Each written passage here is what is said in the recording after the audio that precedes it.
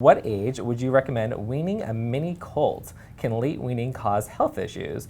And first, I am going to say by cashew butter, please send us a photo of your mini colt. I thought you were going to say a sample. Please send us a sample of cashew butter. No. I mean, if you want to too, but a picture of the mini colt because that sounds adorable. Mm-hmm. We brought a mini halter, which we thought was cute, but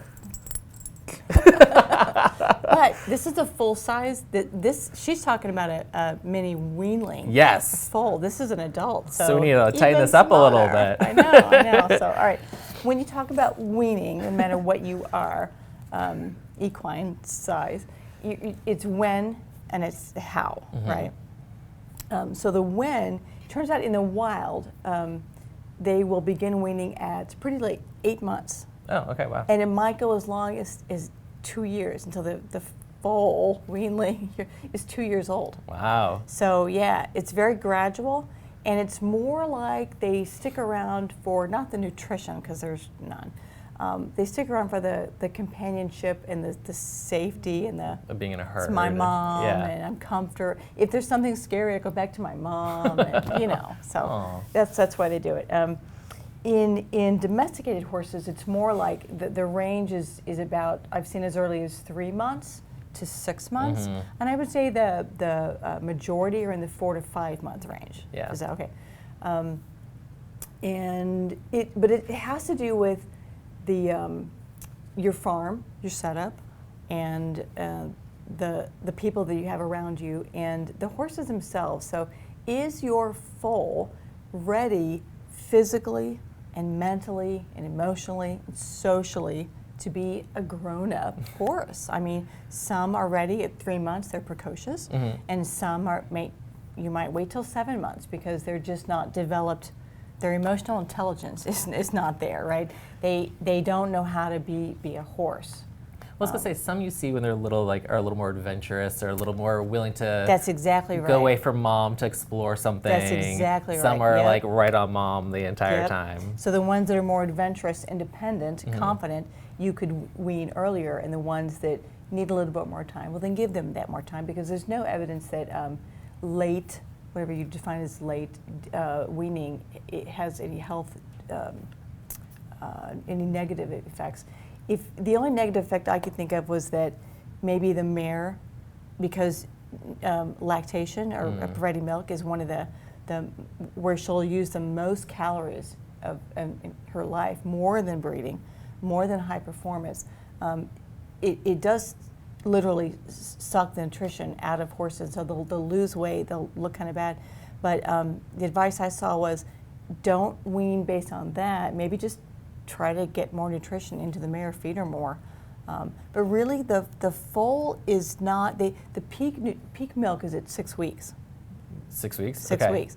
So by 3 months, they're already not getting the majority or much even of their nutrition from the mare's milk.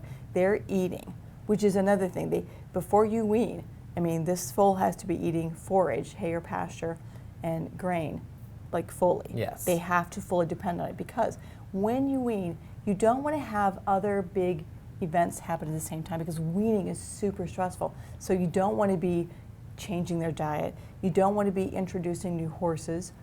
You'd rather not move the baby.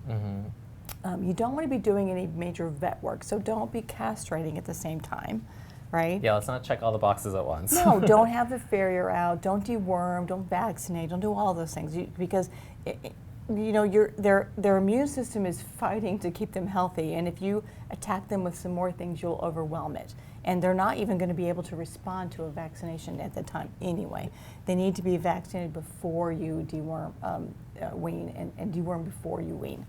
I like that point you made about not moving the foal, moving the mom, because keep them with the area they're already familiar with. Correct. And to remove her, but at least they're still familiar with that surrounding, versus introducing them to a whole other place. That's such a simple tip that I think a lot of times people kind of overlook. Right. Well, there's this thing called group pasture weaning, and it only works if you have a lot of mares and foals that are going to be weaned at the same time. So if you have one mini colt, it could be a problem. You may want to consider boarding somewhere that has other ones that your foal could bond with and then have some weaning buddies. Oh, yeah. Right. But the way this group pasture weaning works is you have a pasture of mares and foals, and they've grown up that way. They've been living together for months and months, and so you figure out who's the most independent foal, like we talked, and then you one day take that mare away, and so you've got 9 foals and 9 mares and 10 foals. Okay. Right. 9 mares, 10 foals. Right. Yeah. Because you took a mare away. Yeah. And then maybe that foal's like, there's something different about today. And then, but he's like, well, I got my All my herd, buddies so are here. I'm all good. And so every couple of days, you take another mare away. And by taking them away, you have to take them out of eye, like visual sight. Yeah. And they also have to be out of earshot. Okay. Because if they can hear each other, you're going to prolong A lot of the wean. screaming that goes So it may on. even be, unless you have a large farm, it may be off-site. Okay. And eventually, you're down to no mares and just babies. And then you're done.